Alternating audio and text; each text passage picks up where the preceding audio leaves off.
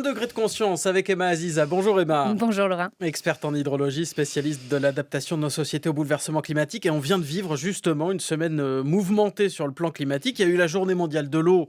C'était mercredi avec une journée d'ailleurs spéciale sur France Info. Et puis ce 6e rapport du GIEC, le groupement d'experts intergouvernemental sur l'évolution du climat. On va peut-être commencer par là Emma. Ce sont toujours des rapports qui sont très attendus. Que dit le GIEC cette fois-ci? Alors là, c'est pas un nouveau rapport, mais c'est vraiment un résumé d'un condensé d'un ensemble de données aujourd'hui scientifiques qui sont implacables. C'est une synthèse. Exactement, qui synthétise en réalité près de 70 000 articles scientifiques à l'intérieur de ce nouveau constat.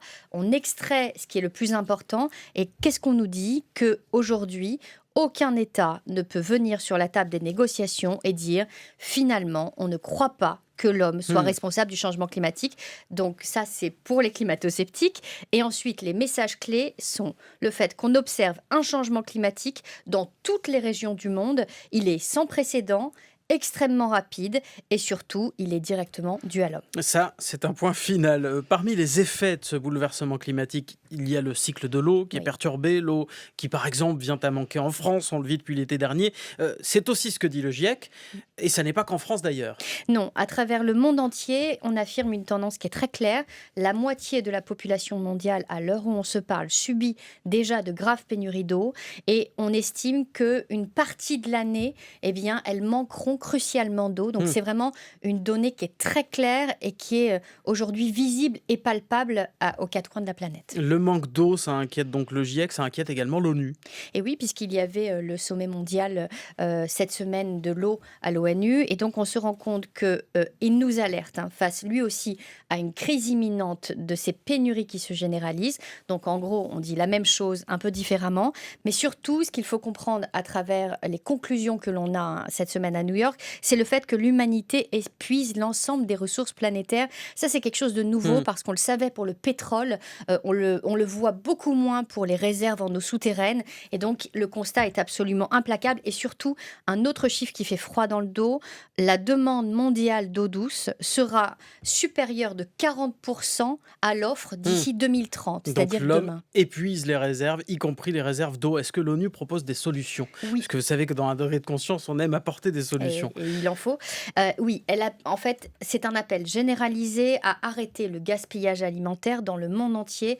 Je cite, les gouvernements doivent de toute urgence cesser de subventionner l'extraction et la surutilisation de l'eau par le biais de subventions agricoles mal dirigées, et les industries, l'exploitation minière à la fabrication doivent aussi faire leur part pour réviser leurs pratiques inutiles. Et il n'y a pas un côté vœu pieux? C'est-à-dire on dit au gouvernement arrêtez de subventionner l'agriculture, mais il faut bien qu'on mange par exemple. Oui, sauf que là, ce que l'on constate, et ce qui est quand même assez intéressant à travers le rapport qui a été émis en amont du sommet à l'ONU, c'est le fait que 700 milliards d'euros sont distribués partout à travers le monde via l'ensemble des gouvernements. Ce sont des subventions, oui. Des subventions publiques, mais sans aucune contrepartie en termes d'impact sur la pollution ou bien de gaspillage. Donc l'idée serait au moins de contrôler où va cet argent, à quoi il sert. Eh bien, si à un moment donné, vous imposez le fait de donner des subventions, mais qu'en contrepartie, vous imposez aussi le fait qu'on limite les pollutions, au moins derrière, à défaut derrière de les extraire complètement, ce qui serait quand même là plus un rêve qu'un vœu pieux.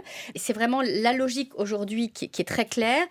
On nous dit aussi que 90% des impacts climatiques sont liés à l'eau, mais seulement 3% du financement climatique est consacré à la ressource en eau. Donc c'est quand même quelque chose qui est assez important parce que c'est souvent le parent pauvre de la question climatique alors qu'on se rend compte qu'il est partout. Oui, il est partout et c'est d'ailleurs une des phrases que vous avez retenues de ce sommet mondial de l'eau à l'ONU, Emma Aziza.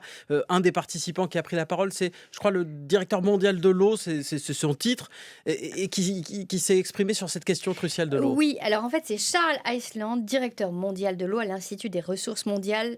Il nous explique que l'eau est soit trop peu, soit trop sale, ça c'est le problème mondial, et que dans le monde de l'eau, nous disons depuis un certain temps maintenant que le changement climatique, c'est le requin, mais que l'eau, c'est ses dents. Les dents du requin qui vient donc nous dévorer. Attention, on a Exactement. tous des mauvais souvenirs des dents de la mer ou de ce type de film. C'est Ça ça. devrait nous alerter. Merci en tout Donc, cas. prenons conscience de cette question Et et protégeons l'eau. voilà, et faisons attention à l'argent qu'on dépense, notamment l'argent public. Ah, Emma Exactement. Aziza, merci beaucoup, experte en hydrologie, spécialiste de l'adaptation de nos sociétés au bouleversement climatique. 1 degré de conscience, c'est toutes les semaines sur France Info.